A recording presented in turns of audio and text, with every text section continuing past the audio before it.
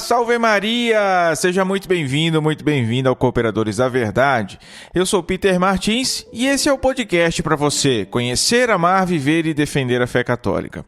Peçamos a intercessão da Santíssima Virgem Maria, do nosso glorioso patrono São José, de São Francisco de Sales e de Santo Tomás de Aquino, para que este programa seja conduzido e frutifique segundo a vontade de nosso Senhor. Esse é o 7º episódio da 6ª temporada e nós vamos falar sobre o cisma do Oriente, a separação dos cristãos orientais de Roma, que gerou aí o que a gente chama hoje de Igreja Ortodoxa ou Comunhão Ortodoxa, né? Um tema polêmico, difícil, árduo, mas que a gente vai tentar abordar aqui de uma maneira serena. E vamos defender a fé da Igreja, a nossa fé, a nossa verdade católica, tá certo? No quadro Vida dos Santos, nós estamos estudando agora os Santos Apóstolos, voltando às origens da Igreja, e vamos falar no episódio de hoje sobre São Filipe. E hoje eu tenho um recado, uma recomendação para vocês, que é o curso de Patrística e Patrologia do professor Rafael Brodbeck, que está com as inscrições abertas, ok? Meus caros, eu comprei esse curso lá no comecinho, quando o professor ainda estava gravando as aulas, já tem alguns anos, e que coisa mais incrível! O professor vai passando século a século pelos principais nomes da tradição da igreja e vai comentando sobre a vida, sobre a obra, sobre as principais ideias, as controvérsias. É um negócio incrível. São 11 módulos e 87 aulas. 87 aulas. Repita aí comigo. 87 aulas. Desde os primeiros conceitos, os padres apostólicos, até os últimos escritores do período patrístico. Se a gente for colocar na ponta do lápis aí, dá algo em torno de R$ 5,50 por aula. Um pouquinho mais, talvez, tá? E, gente, vale cada centavinho, tá? Cada centavinho. Você ainda pode parcelar em 12 vezes se quiser. Mas tem o seguinte, se você comprar pelo link que nós estamos disponibilizando no post desse episódio, lá no nosso site, você vai levar um outro curso de graça. Um mini curso que eu gravei no ano passado, Como Vencer a Tibieza. São 7 aulas curtinhas, onde eu apresento um caminho seguro trilhado pelos santos para abandonar a frouxidão espiritual e começar uma vida de oração e virtudes de verdade. Esse é um bônus do Cooperadores para você. Então, só vai receber quem adquirir o curso de Patrística e Patrologia do professor Rafael Brodbeck pelo nosso link lá no nosso site. Tá? Se você comprar por qualquer outro lugar, não vai receber esse bônus. Estudando a patrística, você vai conhecer mais a igreja, vai poder amá-la mais, e no nosso curso bônus, você vai aprender a colocar esse amor em prática através da vida de oração. Então, corre lá no nosso site agora, compre esse curso, garanta esse bônus que a gente está dando para você, porque isso aí também não vai durar para sempre, tá? Então, aproveita aí, corre lá e adquire agora. Acesse o nosso site cooperadoresdaverdade.com para mais conteúdos de apologética, espiritualidade, doutrina, teologia, filosofia e etc, etc, etc. É um portal, um grande portal de conteúdo para você, né? E nos acompanhe também pelas mídias sociais, onde também tem muito conteúdo para você. É só procurar por Cooperadores da Verdade ou digitar o nome de usuário, que é sempre o mesmo, Os Cooperadores, tudo junto. No Facebook, no Twitter, no YouTube e principalmente no Instagram. Meus caros, os recados são esses. Vamos agora então falar sobre o cisma do Oriente.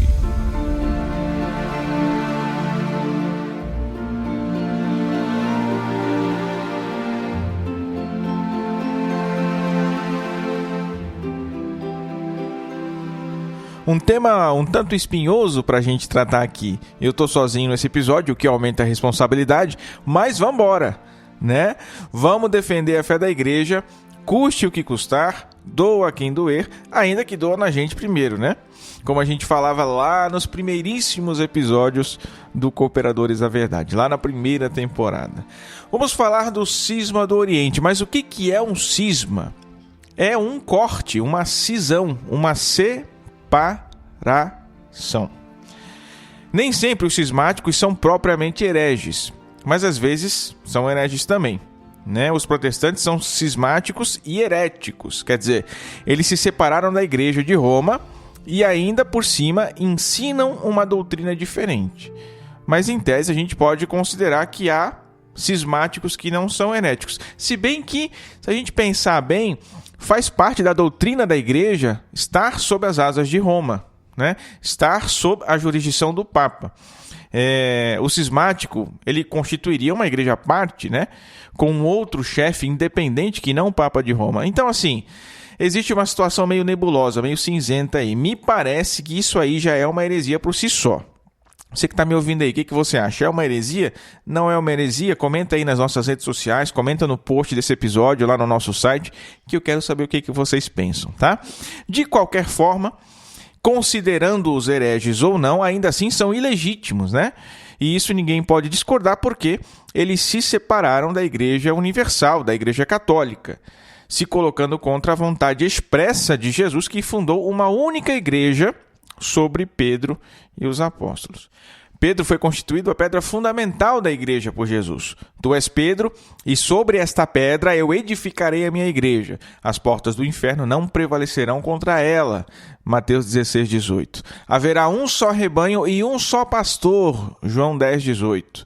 Para que todos sejam um, assim como tu, Pai, estás em mim e eu em ti, para que estejam também eles em nós. João 17, 21. Palavras assim que ressaltam a unidade da igreja estão por toda parte no Novo Testamento. Então não dá para fugir muito. Ou você está na unidade da igreja, unido a Pedro, na barca de Pedro, que é a figura da Arca de Noé, fora da qual ninguém pode se salvar, ou você caminha sozinho, né? Levando o nome de cristão só porque herdou o batismo da Igreja Católica e vai precisar contar aí com os meios extraordinários da ação divina para conseguir se salvar. Ação divina que, claro, vai sempre atrair você, cismático, para a unidade da igreja fundada por Deus, porque fora da igreja não há salvação. Qualquer ação que te mova a se afastar da igreja católica é uma ação demoníaca. Ponto final. Por isso, o cisma do Oriente que dividiu a igreja foi um episódio lamentável, deplorável e que deve nos encher de vergonha diante de Deus.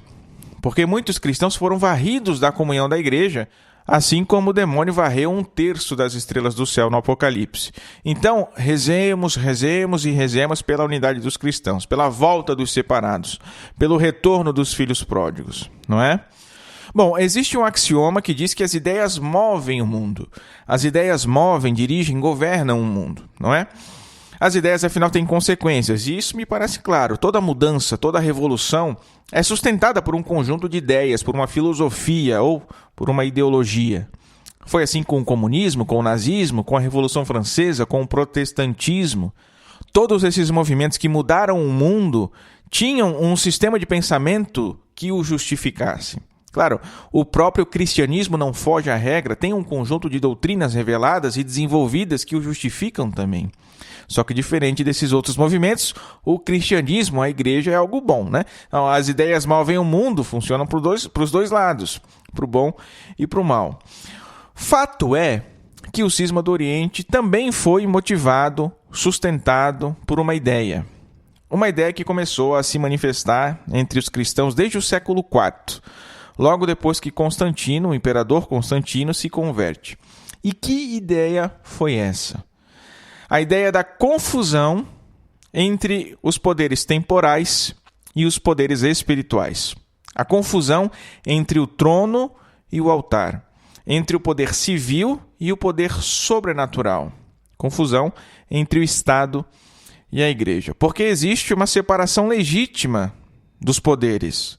Dai a César o que é de César e dai a Deus o que é de Deus. Foi Jesus quem disse isso. E antes que me venham aqui falar de Estado laico, o Estado de César não era laico, tá? Quando Jesus pronunciou essas palavras. Era um Estado pagão. Mas enfim, quem quiser entender um pouco mais sobre isso, eu gravei um episódio contra o Estado laico lá em 2019. É o episódio 25 da 4ª temporada. Ouça lá. Acontece que o cisma do Oriente não é senão um episódio dessa grande luta entre Jesus e César. Entre o altar e o trono. Entre o sacerdócio e o império. Entre a igreja, reino de Deus, e o Estado, reino do mundo. A história da igreja oriental de Constantino até Miguel III, os imperadores, de Eusébio de Nicomédia, bispo ariano, patriarca de Constantinopla na época de Constantino, até Fócio, que era o patriarca de Constantinopla na época de Miguel III, século IX, a história da Igreja Oriental é permeada por uma série de conflitos e tréguas entre a Igreja, com o Papa, o bispo de Roma, e a união do imperador e do bispo do Oriente na capital, Constantinopla. A Igreja do Oriente estava realmente submetida ao Estado. O imperador do Oriente era praticamente um César-Papa, o que foi criando aí uma crise político-eclesiástica na Igreja. Por quê? Quando a capital do Império Romano foi transferida para o lado oriental, em Constantinopla, os bispos orientais queriam a substituição da sede da igreja também. Aliás, o Daniel Hopes fala que Constantino fundou Constantinopla e transferiu a sede do Império para lá, do Império Romano para lá, para facilitar a evangelização dos povos. Porque estrategicamente, economicamente, politicamente, não haviam razões tão suficientes assim que o motivassem a fazer isso. Então, ele teve um sonho, vejam só, ele teve um sonho, e nesse sonho ele teria recebido uma ordem divina de fundar uma cidade lá no Oriente. E ele era, digamos, um tanto impulsivo, né? Foi lá e fez. E o próprio Constantino, que deu a Constantinopla as mesmas prerrogativas, os mesmos poderes de Roma, fazendo de Constantinopla aquilo que nós chamamos de Nova Roma. É a nova sede do Império Romano. Numa época mais próxima do cisma, vai se agigantar a ideia de que, se nós temos uma nova Roma em Constantinopla, do ponto de vista estatal, temporal, nós temos de ter uma nova Roma espiritual também. O Patriarcado de Constantinopla queria poderes iguais aos do Papa de Roma, porque, se a situação na ordem do Império tinha mudado, deve-se mudar a ordem religiosa também. Coisas que, para vocês terem uma ideia, foi defendida no Concílio Ecumênico de Calcedônia e no Concílio Ecumênico de Trullo. Calcedônia foi em 451 e Trullo em 691. Ah, mas foi defendida num concílio ecumênico? Sim, claro que foi. Né? Só que essas ideias presentes aí nos cânones dos dois concílios foram rejeitadas pelos papas da época. Em Calcedônia era o Papa Leão I e em Trullo o Papa Sérgio I. Constantino, depois que se converteu, ele fez um bem enorme à igreja, mas assim, uma coisa estupenda, né? Realmente importante. Ele cessou com as perseguições aos cristãos. Concedeu à igreja o mesmo status que já desfrutavam as outras religiões pagãs no Império. Então, do ponto de vista legal, estatal, já não era mais ilícito ser cristão durante o governo de Constantino. Só que ele, ainda que não se possa duvidar da sua fé sincera, ele tinha uma personalidade muito complexa. Por exemplo, ele continuou conservando para si o título de divino, o título de sumo pontífice, que eram títulos para os imperadores romanos oriundos do paganismo. Títulos que nós já víamos nos seus antecessores. É claro também que a conversão dele foi assim, progressiva. Né? Aos poucos ele ia mudando seu comportamento, mudando seu modo de vida, como é a conversão de qualquer um de nós hoje. Né? Mas mesmo assim, apesar dos ortodoxos o venerarem como santo, isso não colou muito aqui no Ocidente não, porque as suas atitudes eram bem controversas. Acontece que os bispos, até mesmo bem intencionados, movidos aí por uma gratidão imensa, né? Vocês imaginem a situação, gente. Os cristãos eram usados como postes de iluminação em Roma. Né? Os seus corpos em chamas é o que iluminava a cidade à noite. E a fogueira era a pena mais leve. Né? Já contei aqui em algum podcast aí atrás a história de um cristão chamado Pedro, que apanhou tanto até que a sua carne virou aí uma polpa de sangue, né? E ossos saindo para fora. Depois foi temperado com vinagre e cozinhado vivo. Então vocês imaginem, né? De repente vem um imperador e acaba com esse negócio todo. A gente tem que beijar os pés dele mesmo. Só que a coisa descambou. Ela ficou realmente exagerada. O império foi ganhando um status divino também pela igreja. Vocês estão entendendo? As etiquetas do império eram quase uma liturgia. As cerimônias, batismos, casamentos, coroações, títulos, genuflexões, beijamento dos pés, foi o ápice dessas coisas aqui no império. Para vocês terem uma noção, o palácio do imperador foi declarado sagrado, santo, como uma igreja. Os quartos eram abençoados, haviam procissões com ícones. Em algumas celebrações da igreja, o imperador representava o próprio Cristo. Então era assim um negócio, caramba, né? Realmente exagerado. Com a nova Roma, lá em Constantinopla, quem sagrava o coroamento dos imperadores era o patriarca.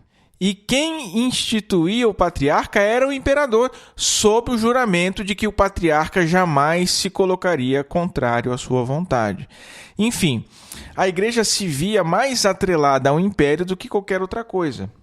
Isso pode escandalizar alguns de vocês que estão tomando conhecimento disso agora, mas é a mais pura verdade. Isso não foi algo bom, tá? Não foi algo bom. A igreja realmente perdeu a mão, né? Foi pura graça de Deus, pura condução do Espírito Santo, né, que a igreja conservou a fé, porque foram longas batalhas aí que se viveu nesses períodos. A igreja foi se submetendo ao império. O clero bizantino estava sendo domesticado pelo poder estatal, até o ponto que o imperador começou a ditar algumas regras na igreja. Escolher os bispos que desejava, convocar concílios. O concílio de Nicéia foi convocado por Constantino. E a coisa, mesmo depois de Constantino, foi crescendo ainda mais. O poder do império sobre a igreja foi se agigantando até que a gente começou a ver, né, que de fato tinha se criado aí um cesaropapismo. O imperador tem poderes sobre a vida do clero. Fiscaliza a escolha dos bispos, pune os padres e bispos que julgavam hereges, fazia pressão na escolha dos bispos. E aqueles bispos que não encaravam muito bem essa ideia e por causa disso eram mal vistos na corte, eram perseguidos, destituídos, exilados, em casos mais graves, mortos. É claro que os latinos não são completamente isentos de culpa, estão entendendo? Mas aqui no Ocidente, a igreja tinha uma espécie de reserva espiritual, como diz o Daniel Hopes também. Uma reserva espiritual que sempre se colocava por reformar os costumes da igreja, os pensamentos da igreja, e que não deixava a igreja perder a mão, não deixava a igreja se perder, que era o monaquismo, os mosteiros. A nossa civilização foi construída sobre os monges católicos. São, sem dúvida, uma coluna importantíssima, não só da igreja, mas de todo o Ocidente. Mas no Oriente, os monges não tinham esse papel. Lá no século VI, VII, os monges do Oriente não estavam nem aí para a política. O que eles queriam é conhecer a Deus, ascender espiritualmente, se santificar. Isso é muito bom, claro, mas eles nem tinham contato algum, praticamente, com o mundo exterior. Era uma vida realmente de abdicação do mundo para viver para Deus, né? A ideia era fugir do mundo mesmo para se salvar. Por isso a Igreja Oriental aceitava de boa essa situação. Não tinha esse contrapeso que nós tínhamos aqui no Ocidente. Entendem?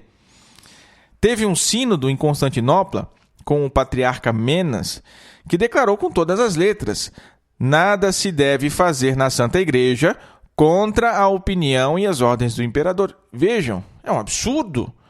Um diácono oriental, Agapito, escreveu uma vez que não há intermediários entre o imperador e Deus. Vejam só.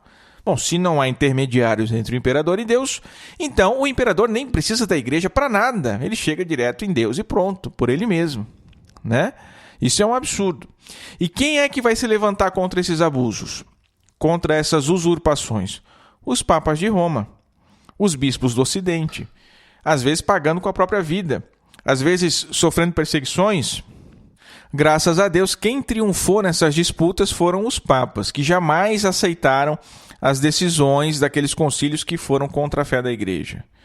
Os papas que fizeram prevalecer a fé de sempre na igreja, não é? Tanto é que naqueles períodos de trégua entre Ocidente e Oriente, quando os imperadores eram mais benevolentes com a igreja, como Teodósio, Justiniano, eles reconheciam a autoridade do Papa de Roma. Teodósio, por exemplo, ele que decretou que o catolicismo seria a religião oficial do império. Não foi Constantino, como dizem, né? Foi Teodósio, anos depois de Constantino só. E ele escreveu claramente: todos os súditos do império deveriam seguir a religião que o apóstolo São Pedro ensinou aos romanos e que é seguida pelo Papa Dámaso. Justiniano também declarou oficialmente que o bispo de Roma é o chefe de todas as igrejas. Só que, para os patriarcas orientais, para os bispos, isso era meio incômodo. Então foi para fazer oposição ao Papa e ganhar apoio do Império que lá no Oriente eles vieram com essa ideia do bispo da Nova Roma, que deveria, como eu falei, gozar dos mesmos poderes do bispo da Antiga Roma. Se na ordem civil Constantinopla é a Nova Roma, por que também não seria na ordem eclesiástica, não é? Hein? E movidos por essa ambição, algo que vinha sendo tentado emplacar já desde o século IV, né? Entre aqueles movimentos de trégua e rivalidade, afinal de contas foram muitos séculos com essa história, alguns patriarcas de Constantinopla realmente se colocavam como novos papas, impondo regras sobre jejum, celibato e outras coisas do governo da igreja, mas não só sobre a igreja oriental, e sim sobre a igreja inteira. Inclusive aqui no Ocidente, nas dioceses ocidentais, medidas com a aprovação dos imperadores, claro, não pode faltar, né? E tudo mais, de modo que os papas podiam reclamar, protestar, mas nada acontecia para impedi-los. Só que o pior de tudo é que, além desses abusos de poder no âmbito jurisdicional da igreja, digamos assim, no governo da igreja, com muita frequência se levantavam heresias, com muita frequência se deturpava a doutrina da igreja no lado oriental. E isso principalmente por causa dos arianos. A heresia ariana foi extremamente agressiva no Oriente. E houve muitos imperadores partidários do arianismo que colocavam na sede de Constantinopla bispos também arianos. Então, só para vocês terem uma ideia, para a gente ter uma noção, entre os dois concílios de Nicéia, o primeiro em 325 e o segundo em 787, foram 60 patriarcas que passaram aí pela sede de Constantinopla. Desses 60, 27, quase a metade, foram notoriamente hereges. Claro, muitos patriarcas também eram partidários dessas heresias. E foram inúmeras as rupturas, as divisões que foram se criando na igreja durante esse período, por causa da rivalidade que havia entre a igreja oriental e a igreja ocidental. O cisma final foi algo que foi sendo preparado por séculos e séculos a fio. Não foi um acontecimento único. Depois, havia já uma rivalidade entre os gregos e os latinos. Questões culturais, linguísticas, comportamentais, que também contribuíram para o cisma final. Compreendem? Essa rivalidade que não cessou com o crescimento do cristianismo, mas que, ao contrário, por causa dessa rivalidade, na própria igreja, em alguns momentos até se acentuou. Então, o que aconteceu? Os gregos começaram a desprezar o idioma latino, por exemplo. É uma língua pobre, rude, não tem grandeza nenhuma. E os latinos, o que fizeram? Também passaram a ignorar o grego, porque era um idioma que era veículo de heresia. Era o idioma dos hereges. E isso foi se acentuando e crescendo, e essa rivalidade foi aumentando de tal forma que chegou o momento que os dois povos já não se entendiam mais. E percebam só a gravidade dessa situação. O conhecimento dos dois idiomas, por exemplo, Era importantíssimo para o desenvolvimento teológico da igreja. Mas essa rivalidade tornou os latinos desconhecidos para os gregos. E os gregos desconhecidos para os latinos. Falando dos santos padres aqui, certo? Então, Santo Agostinho, que simplesmente é o maior dos santos padres, ele era totalmente estranho para os orientais.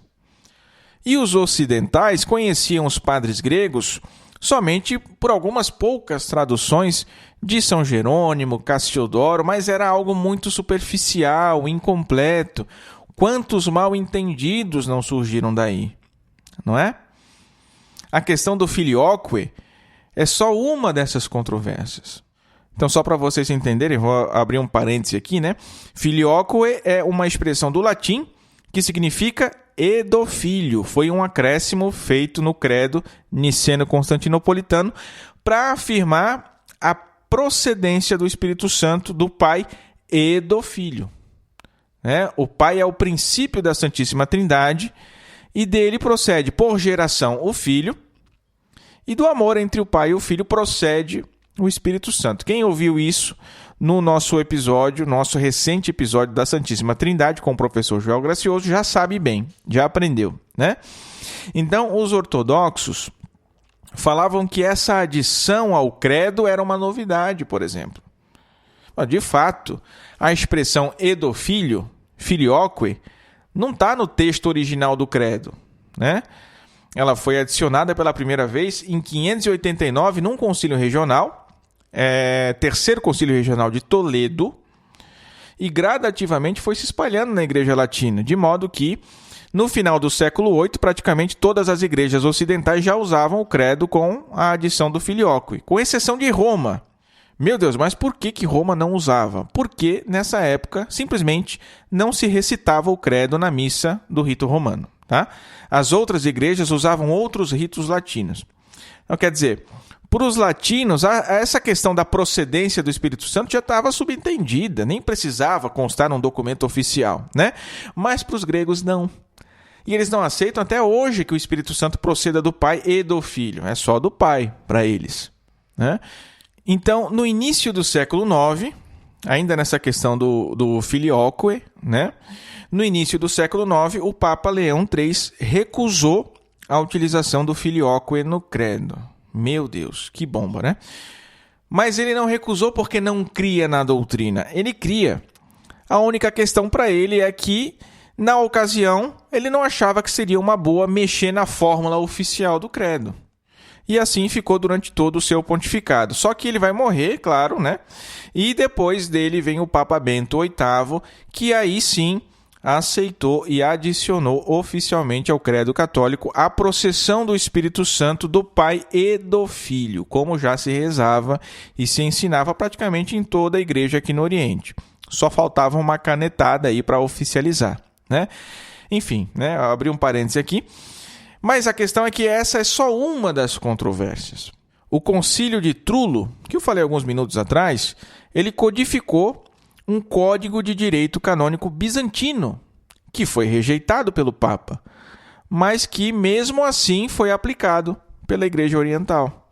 Quer dizer, o Papa foi solenemente ignorado e o Código Bizantino passou a reger toda a Igreja no Oriente. Aqui o cisma já estava praticamente consumado. Só não era formal ainda, né? O Concílio de Trullo foi lá no final do século VII. Depois, o que aconteceu? O Papa coroou Carlos Magno, o imperador do Oriente. Foi na noite de Natal do ano 800.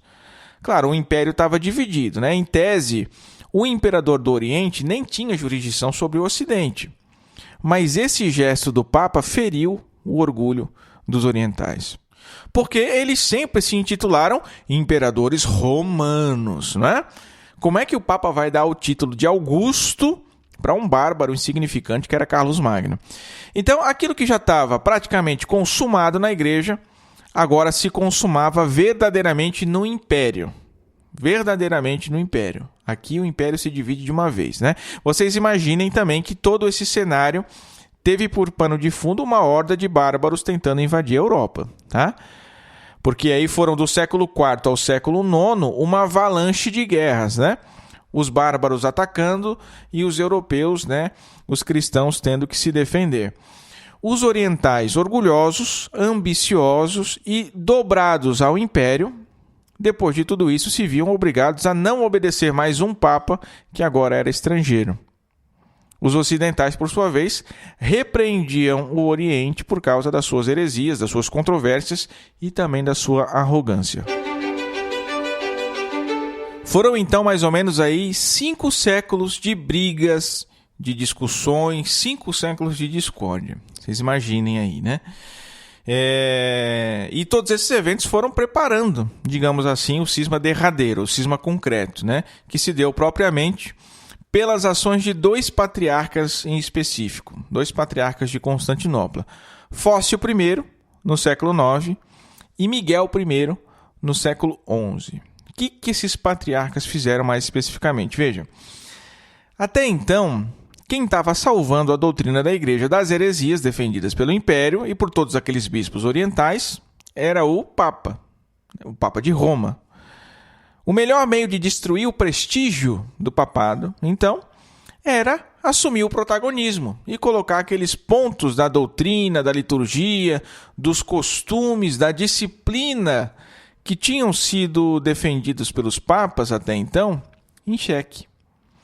E tanto Fócio I quanto Miguel I, os patriarcas de Constantinopla, né, eles fizeram isso de maneira satanicamente magistral. O primeiro foi Fócio, que lá no século IX ele questionava a parte mais teológica da igreja, um assunto que pertencia aí propriamente a uma elite mais intelectual, não é? Depois, no século XI, Miguel I atacava a liturgia, os costumes, a disciplina da igreja latina. E aí chegava nas massas, nos fiéis, né, nos leigos e nos presbíteros, né, nos padres mais abaixo na hierarquia. Fócio, ele escreveu contra o filioque para todos os bispos orientais, todos. Depois ele escreveu atacando o primado do Papa, contra aqueles que dizem que Roma é a primeira sé, é o nome da sua obra. E escreveu também uma obra chamada Mistagogia do Espírito Santo. Mistagogia é iniciação, né? Então, iniciação aos mistérios do Espírito Santo, digamos assim, que era uma obra teológica a respeito do Espírito Santo que serviu aí como uma grande arma para os orientais combaterem os latinos. Aqui no Ocidente, essa obra vai chegar só no século XII, 3 séculos depois. Vejam só. Mas lá no Oriente foi praticamente a obra que mais contribuiu com o cisma, porque estava cheia de veneno contra os ocidentais, né? Houve uma tentativa de reconciliação até, depois que Fócio morre. Na verdade, ele desapareceu, né? Era o ano de 886. Então, quer dizer, foi algo mais político do que teológico, dogmático, claro, mas podia ser o início, ao menos, né? O Papa Leão IX e o imperador Constantino Monômaco, isso aí já é no século XI, tá? O imperador nasceu no ano 1000, né? O Papa e o Imperador estavam prestes a formar uma aliança. O exército bizantino até veio ajudar Roma a expulsar os sarracenos da Itália. Só que Miguel I, Miguel Cerulari, é o nome dele, ocupa a sede de Constantinopla. E ele, extremamente arrogante, ambicioso, resolveu fazer a Igreja Oriental completamente independente do Papa. Completamente independente do Papa. Dizem até que ele queria o poder imperial também. Queria submeter o poder do império ao seu poder. Claro que isso não só não aconteceu, como ele continuou sendo um serviçal do imperador. Mas os seus ataques contra o Papa foram bem-sucedidos. Desde que ele assumiu o patriarcado em Constantinopla, foi em 1043, ele percebeu que as discussões teológicas eram muito elevadas para o povo em geral, né? E aí a separação da igreja deveria contar com a participação da massa. E ele foi minando, então, o povo cristão de Constantinopla, o povo cristão do Oriente, foi minando os cristãos com ideias que apontavam para as divergências litúrgicas, morais e disciplinares da Igreja Latina e Oriental.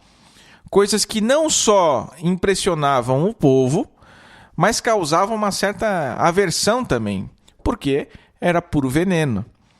Então ele mesmo escrevia e ordenava também seus bispos, seus legados, que escrevessem às igrejas, acusando os latinos de judaizantes, porque usavam pão ázimo na Eucaristia, por exemplo, porque jejuavam aos sábados.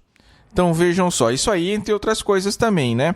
Mas não só isso, ele mandou fechar também todas as igrejas de rito latino que existiam em Constantinopla e obrigava os padres latinos a aderir aos costumes gregos.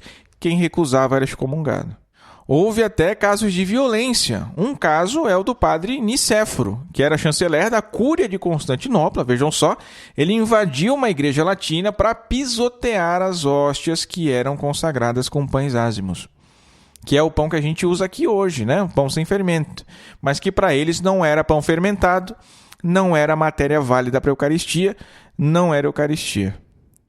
Então, diante dessa situação horrível, né, o Papa Leão IX, tomando a ciência do que estava acontecendo, interviu. E aí obrigou o patriarca Miguel I de Constantinopla a aceitar a primazia papal e se colocar debaixo do governo de Roma. Governo de Roma, o governo do Papa, né? Da Igreja Romana, eu digo, ok? E aí obrigava também o patriarca a cessar com essas perseguições todas. O patriarca, que não era burro, sabia que não podia se colocar acima do Papa, quis propor um acordo ao menos de igualdade. E aí o Papa Leão IX respondeu: a Igreja Romana, cabeça e mãe de todas as igrejas, pode por acaso conhecer outra coisa senão membros e filhos? E aí o Papa manda para Constantinopla 3 legados: o cardeal Humberto, o chanceler Frederico e o padre Pedro d'Alfame. Eles foram tentar convencer Miguel I, mas se não desse certo, o Papa já tinha preparado, né? Eles já tinham ordens expressas do Papa para excomungar o patriarca. E o patriarca nem quis, Miguel I, né? Nem quis recebê-los. E tinha o apoio total dos bispos orientais também, que não pronunciaram uma palavrinha sequer em favor de Roma. E isso obrigou os legados, os representantes do Papa, a cumprir fielmente o seu pedido. No dia 25 de julho de 1054, às 3 da tarde, os legados colocaram sobre o altar da Basílica de Santa Sofia a bula de excomunhão do patriarca Miguel I e de todos os outros bispos que o apoiavam.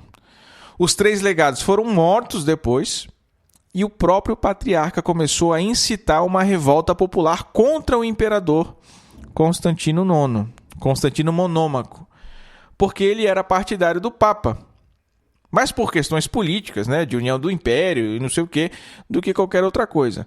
Mas isso, claro, enchia Miguel I de ódio, né? Enfraquecido com tudo isso, o imperador cede, né, escreve um pedido de desculpas ao patriarca, Miguel I, inclusive, e convoca, por ordem do patriarca, um concílio onde os orientais excomungam o Papa e todos os ocidentais também. Por quê? Porque os padres orientais se barbeavam. Porque a Igreja Latina proíbe a ordenação de homens casados. Porque a Eucaristia era celebrada com pães ázimos. Eram coisas ridículas que eles alegavam contra os latinos. O mais grave era a questão do filioque. Mas, francamente, né, chega a ser vergonhoso a gente ver uma coisa dessas. São coisas muito ocidentais, mas que, repetidas e repetidas por tanto tempo, entre os bispos, entre os padres, entre o povo, acaba persuadindo todo mundo de que essas diferenças eram profundas, de que eram enormes, né? Quando na verdade não é bem assim, né? Ao menos é o que me parece. Aliás, deixa eu abrir um parêntese aqui. Os ortodoxos, eles são absurdamente apegados a coisas pequenas, tá? A Igreja da Armênia prescrevia ovos e queijos nos dias de jejum. E os bizantinos criaram uma treta enorme por causa disso, porque era uma heresia repulsiva. Teve casos de igrejas brigando, porque numa igreja os fiéis traçavam o sinal da cruz com os 3 dedos e outros de outra igreja traçavam com 2 dedos. Mas assim, brigas com morte, gente, com morte. Então, para vocês terem uma noção do quanto é assim desordenado esse apego, né? É algo fora do normal. Mas vamos voltar. Depois disso, houve inúmeras tentativas de reunião. Entre o século XI e o século XV, pelo menos umas 20, talvez. Os orientais precisavam reconhecer a primazia papal, o que não aconteceu de jeito nenhum, né? e não acontece até hoje, aliás. Miguel VIII, que era imperador no século XIII, até se esforçou, mais um a tentar, né, unir o patriarca ao Papa novamente, mas encontrou muita resistência.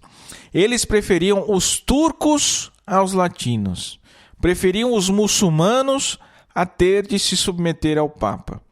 Antes a meia-lua do que a tiara papal, eles falavam. Vejam só que absurdo. Só que os turcos chegaram, né, em 1453 e foi um desastre. Em 29 de maio, os sarracenos invadem Constantinopla, os muçulmanos, né, invadem Constantinopla e assumem o controle da capital do Império, um evento conhecido como a queda de Constantinopla, que foi o fim do Império Romano. E depois disso aí acabaram aquelas tentativas mais formais de união, digamos assim. Daí o patriarca de Constantinopla passou a ser praticamente o Papa do Oriente, o principal entre os outros bispos. Claro, eles não têm a primazia total como o Papa tem aqui no Ocidente para os latinos, porque as igrejas ortodoxas são autocéfalas, né? Elas têm os seus próprios patriarcas e têm uma certa autonomia, mas tem ao menos uma primazia de honra, né? De honra, sim. Isso eles reconhecem. É o primus inter pares, né? O primeiro entre os iguais. Mas os latinos, os católicos, nunca deixaram de buscar a união. Nem que fosse por meio de missões de evangelização, como aconteceu no século XVIII. Mas já no século XVI, o Papa Gregório XIII criou um colégio em Roma, o Colégio Santo Atanásio, para formar um clero católico grego. Um pouco mais à frente, com esse clero formado, o Papa Gregório XV criou uma congregação da propaganda, que é a Congregação para a Evangelização dos Povos, para que, por meio das missões, eles pudessem promover a união novamente das igrejas orientais com a Igreja Romana. E alguns patriarcas, de fato, se converteram de novo à Igreja Romana e voltaram para a união com o Papa. Mantiveram seus ritos, seus costumes, etc., mas abraçaram a doutrina católica e aceitaram o governo papal. Foi o que aconteceu com as igrejas copta, siríaca, caldeia, armênia. Quer dizer, muitas das vezes um desses patriarcas se convertiam, né, e se desligavam da comunhão ortodoxa e começavam um trabalho episcopal agora unido a Roma. Então é muito comum a gente ver, por exemplo, a igreja copta ortodoxa e a igreja copta católica. A igreja siríaca ortodoxa e a igreja siríaca católica, né? Isso se dá por causa disso. O Papa Bento XIV, já no século XVIII, defendia as tradições orientais contra alguns membros do clero que queriam latinizar tudo. Depois o Papa Pio XI, Leão XIII, sempre tomaram iniciativas em favor da união, mas nem sempre foram respondidos. O Papa João Paulo II, o Papa Bento XVI, Papa Francisco também, o Papa Paulo VI chegou a entregar os ossos de Santo André, as relíquias de Santo André, que era irmão de São Pedro, para o patriarca de Constantinopla, num movimento claro aí da busca pela unidade. Me parece que sempre houve essa tendência na Igreja Romana de olhar para os ortodoxos como aquele pai que espera todos os dias o filho pródigo no portão de casa, sabem? Infelizmente, os ortodoxos, que aliás são mal chamados assim, né? Porque é um título arrogado, a ortodoxia está verdadeiramente em Roma, não é? Os ortodoxos, eles permanecem aí como um galho quebrado da árvore universal, que é a Igreja Católica, né? E o galho quebrado a gente sabe que não tem mais vida, só serve para lenha, para o fogo. E como foram castigados pela justiça divina? Preferiram a meia-lua que a tiara? Ganharam a meia-lua. E sofreram todo tipo de maldade pelos sarracenos, né? Pelos muçulmanos. Eu falo sarraceno, gente, mas é que antigamente não existia a palavra muçulmano. Eles chamavam de sarracenos mesmo, tá? Toda a riqueza da cidade de Constantinopla foi tomada. Depois a igreja de Santa Sofia foi transformada numa mesquita. Aliás, o governo da Turquia transformou em uma mesquita de novo, né? Era um museu e agora voltou a ser uma mesquita. Essa igreja que foi construída no século VI. Então, meus caros, é isso. Eu espero que tenham gostado. Vamos rezar por esses nossos irmãos para que possam retornar para a unidade da igreja. apesar de termos aí quase 1 milênio de separação, nós temos que olhar fraternalmente para eles, né? Porque os orientais legaram muitas coisas à teologia e à espiritualidade da igreja, não é?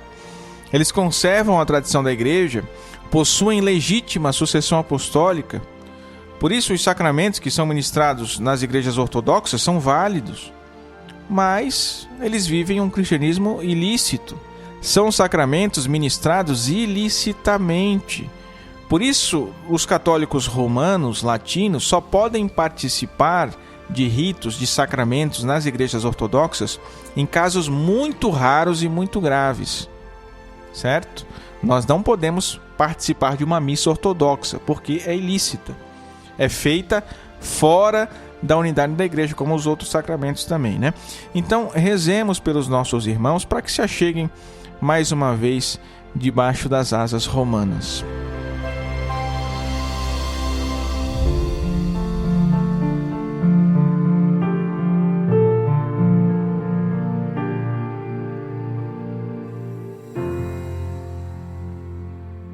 Muito bem, vamos falar agora do santo de hoje, que é ninguém mais, ninguém menos que São Filipe.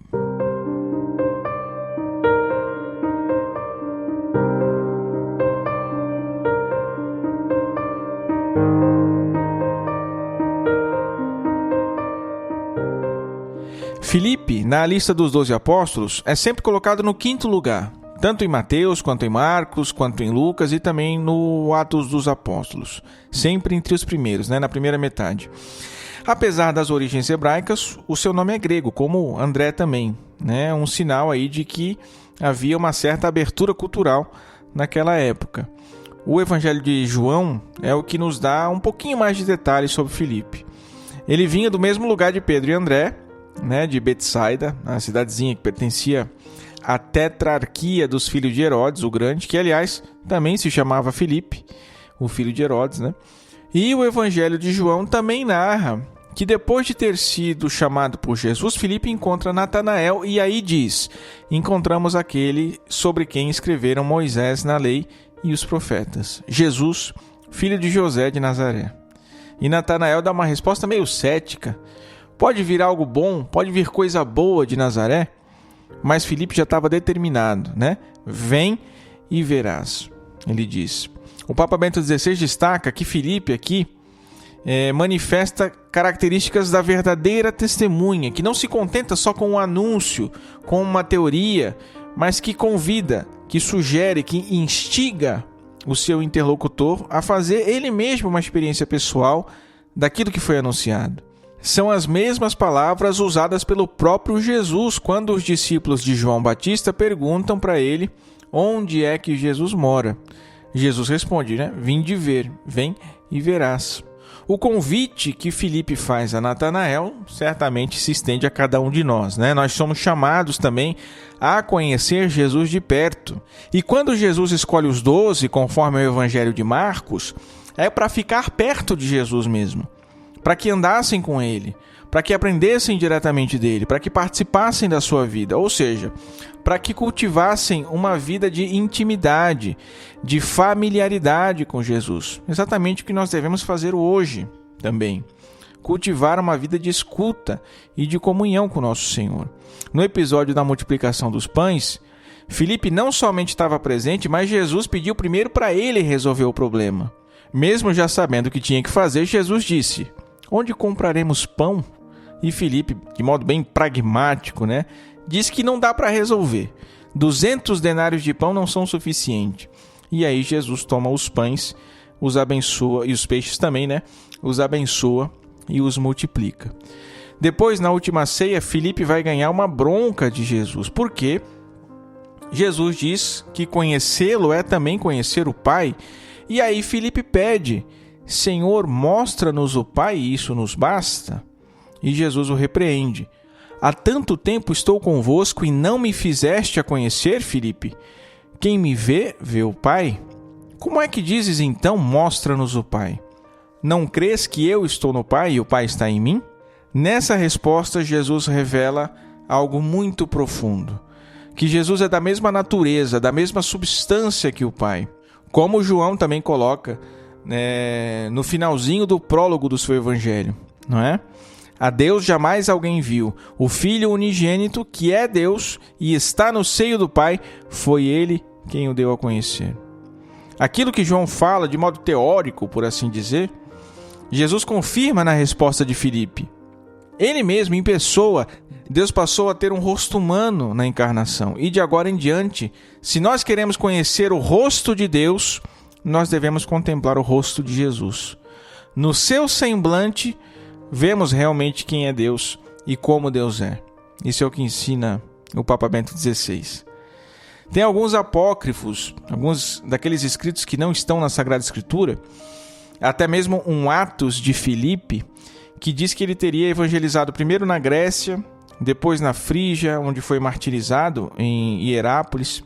Só que aí os escritos divergem quanto ao modo do martírio. Alguns dizem que foi crucificado, outros que foi apedrejado.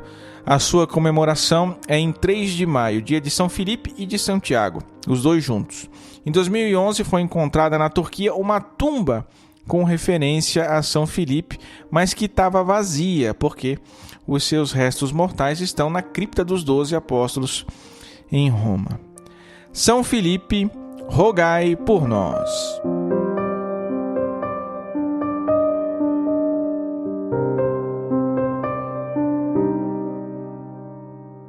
Rezemos a Virgem, nossa doce suzerana, que nos proteja, nos guie e cuide sempre do nosso apostolado. Subtum presidium confugimus, sancta Dei genitrix. Nostras deprecationes, ne despicias in necessitatibus nostris. Sed a periculis cunctis libera-nos semper, Virgo gloriosa et benedicta. Amém. Chegamos ao fim do nosso episódio. Se você gostou, se você aprendeu algo novo aqui, por favor, compartilhe com os seus amigos, porque isso nos ajuda muito. Nós precisamos contar com a ajuda de vocês para que tenhamos novos ouvintes, novos leitores, novos seguidores, para que o nosso apostolado possa crescer e para que a verdade católica seja defendida e levada adiante. É só compartilhar o nosso episódio aí nas suas redes sociais ou recomendar para um amigo. Simples, rápido, fácil, não custa nada e nos ajuda demais, tá bom?